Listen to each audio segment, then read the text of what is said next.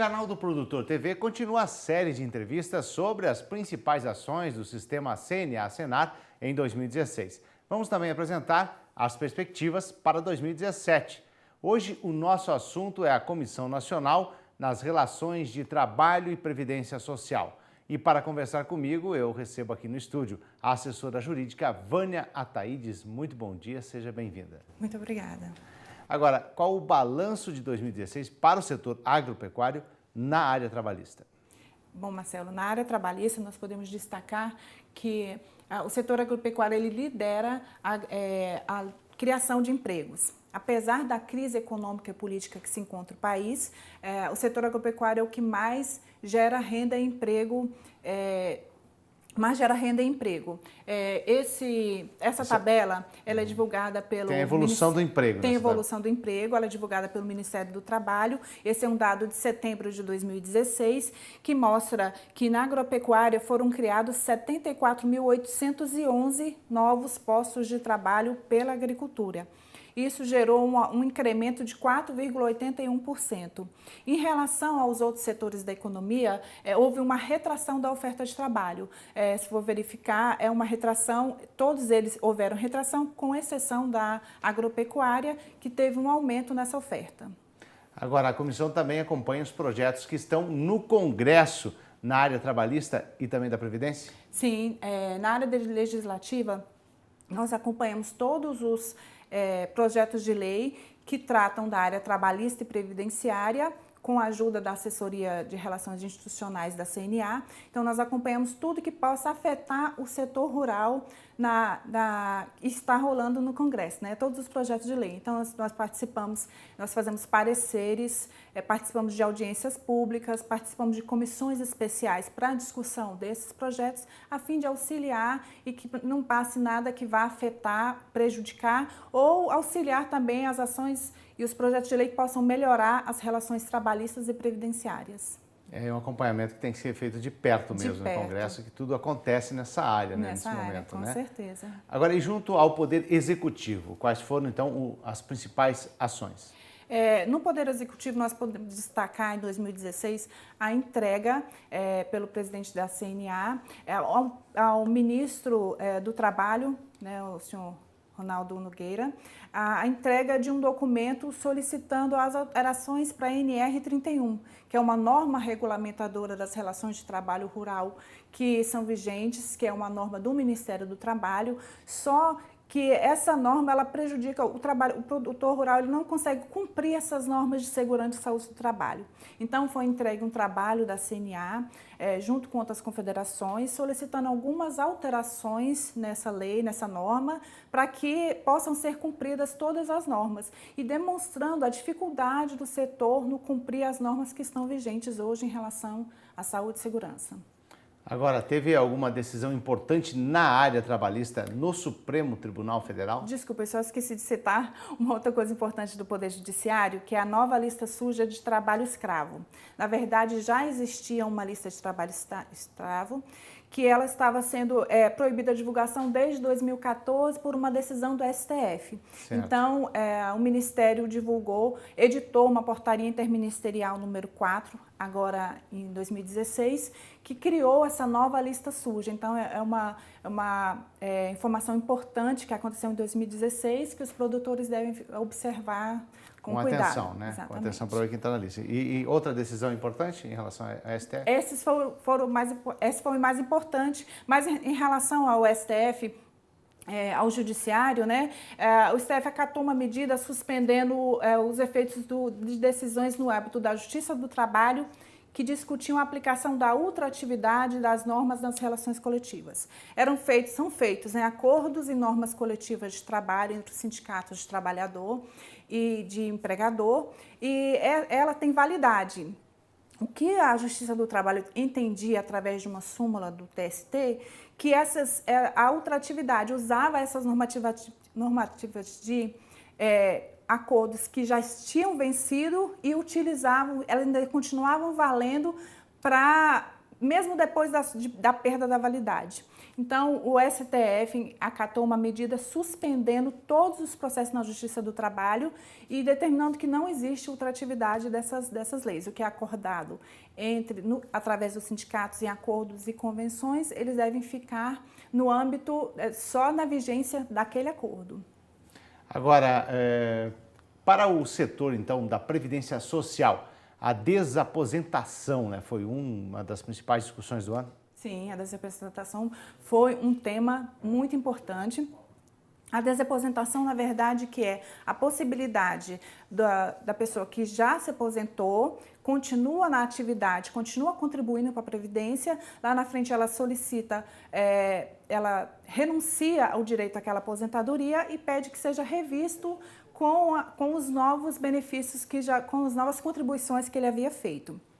Então, o STF julgou inconstitucional a desaposentação, porque ela disse que todos os benefícios previdenciários devem ser feitos através de lei, que não existe legislação vigente que autorize a desaposentação.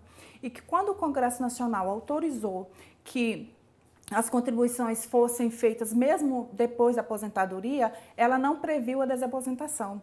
Então, declarou inconstitucional, não pode mais haver esse instituto de desaposentação.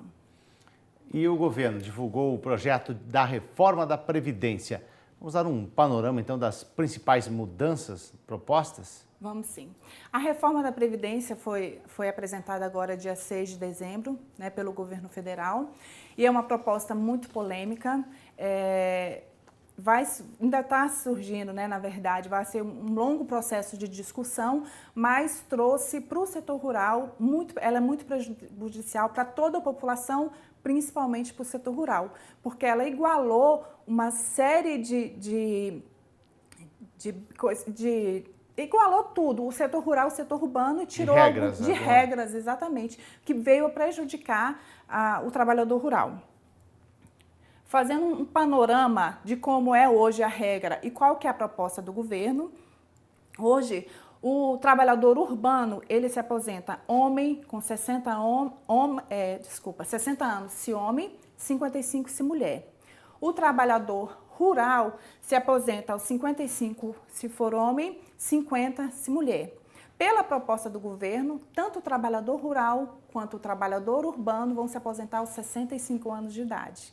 Se você observar que a mulher se aposentava aos 50 anos, a mulher que exerce atividade rural vai subir 15 anos para poder conseguir se aposentar. 15 anos a mais. 15 anos a mais. É um pulo muito grande, né? Então, igualou o trabalhador urbano e o rural e colocou todo mundo no nível de 65 anos. Tempo de contribuição. Hoje, o trabalhador rural ele tem que comprovar 15 anos de exercício da atividade rural para conseguir a aposentadoria. Pela nova regra, ele vai ter que comprovar 25 anos de contribuição para conseguir. E a contribuição previdenciária? Hoje, o trabalhador rural ele contribui sobre a comercialização da produção. E toda vez que ele comercializa, ele faz a contribuição, essa contribuição vale para todo o grupo familiar. E não é verificada a contribuição para a concessão do benefício, você tem que comprovar o exercício da atividade. Pela nova regra, a contribuição vai ser, eles colocaram que vai ser uma alíquota favorecida incidente sobre o limite mínimo de salário de contribuição para o regime geral da Previdência nos termos da lei. Quer dizer, vai ainda ser disciplinado, vai vir uma lei que eles colocaram em termos gerais, que vai ser uma alíquota pequena, mas vai ser uma contribuição mensal e cada membro do grupo familiar vai ter que fazer a sua contribuição individualmente. Então, assim, é uma mudança drástica, se pensar, né? Porque antes a contribuição não era pequena, tem se falado muito que o produtor rural ele não contribui, o que não é verdade, só que ele só contribui quando ele comercializa e se comercializa a sua produção. E vale para todo o grupo familiar. Agora não, eles estão dizendo que vai ser uma boa, que vai ser uma contribuição pequena, mas não se sabe quanto, né? E que vai ser mensal e individual. Então ele vai ter que comprovar, como todos os outros segurados, a sua contribuição para a Previdência. Assusta então essa tabela? Assusta, com certeza. Assusta para o próprio trabalhador urbano, que já tinha uma regra diferenciada, mudou muito. 65 anos é um período muito longo, porque com 65 anos a pessoa tem que comprovar 25 anos de contribuição, mas não vai receber nem o valor de 100% do seu salário de contribuição. Se ele tiver 25 anos de contribuição, ele vai receber 76%. Para que ele chegue a 100% do seu salário de contribuição, ele vai ter que comprovar 49 anos de contribuição. E vai ter alguma regra de transição? Sim, eles colocaram uma regra de transição porque tem pessoas que estão muito próximas a se aposentar. Para essas pessoas, eles colocaram o seguinte, a proposta diz o seguinte: para o homem a partir de 50 anos de idade e a mulher a partir de 45, isso aí quando a emenda for promulgada. Se ela for promulgada, vale a partir. Então, todo homem que tem a partir de 50 e a mulher a partir de 45 anos, ela vai passar por uma transição que ela vai ter que pagar mais 50, é um pedágio que eles chamam, 50% a mais do valor do tempo que ainda faltava para a aposentadoria. Então, vamos supor, eu, Vânia, quando promulgar, tenho 49 anos e vai ficar faltando 2 anos para mim. Estava faltando pela regra atual 2 anos. Eu vou cumprir esses 2 anos, mais a metade, 1 ano, então eu vou cumprir mais 3 anos para ter direito ao benefício. Agora, como vai ser então a tramitação da reforma da Previdência no Congresso? Bom, a proposta acabou de ser apresentada, ela passa pela Comissão de Constituição e Justiça da Câmara, aí eles vão fazer a instalação de uma comissão especial. Essa comissão especial é feita a votação, uma vez aprovada, ele vai para o plenário da Câmara. Na Câmara dos Deputados, ela tem que ser aprovada por 2 turnos, 2 votações, com maioria absoluta, quer dizer, 3/5 dos deputados vão ter que votar a favor. Ela sendo aprovada, ela vai para o Senado Federal.